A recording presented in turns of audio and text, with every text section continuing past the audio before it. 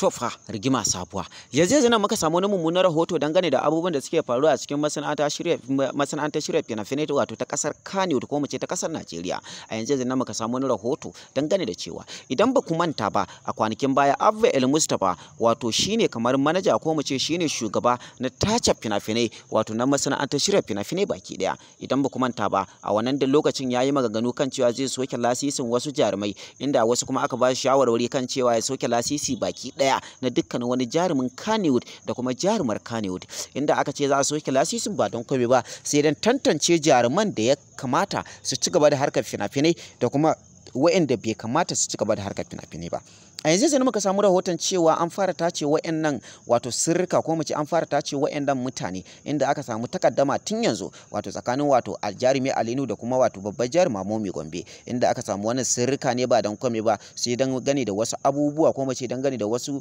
bidiyoyi da suka tonu ko mace da aka samu a bainan nasi. Wayannan dalili yasa Abin Mustapha yace shi fa ba zai bada dama kuma ba zai taba baiwa wato jaruma Momi Gombe wato lasisi na ci gaba da harkar fim ba da kuma wato babban jarumi Alinu domin su ci gaba da harkar fim ba, dan haka ya soke lasisin su kuma ba za su ci gaba da harkar fim ba. Sai dai hukumar tace fina-finai da kuma hukumar fina-finan baki daya ta yi ci akan Abin Mustapha inda ta ce wannan abun kunya da kuma wannan tonan siriri ba yanzu aka fara ba a cikin wannan masana'anta ta shirya fina-finai, da haka ya ba su lasisin su ci gaba da duti.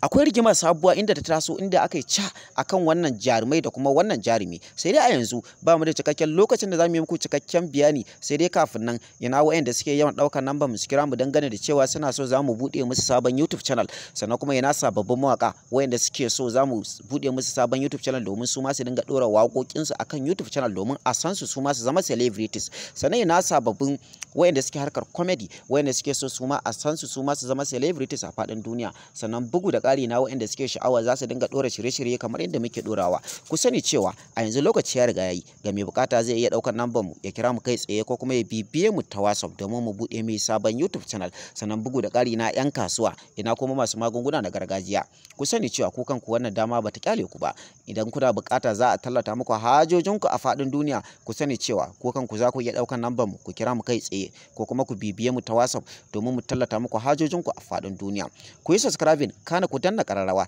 domin samun dukkanin wasu bayanai da suka danganci masana'anta ta shirya fina-finai ta Kannywood.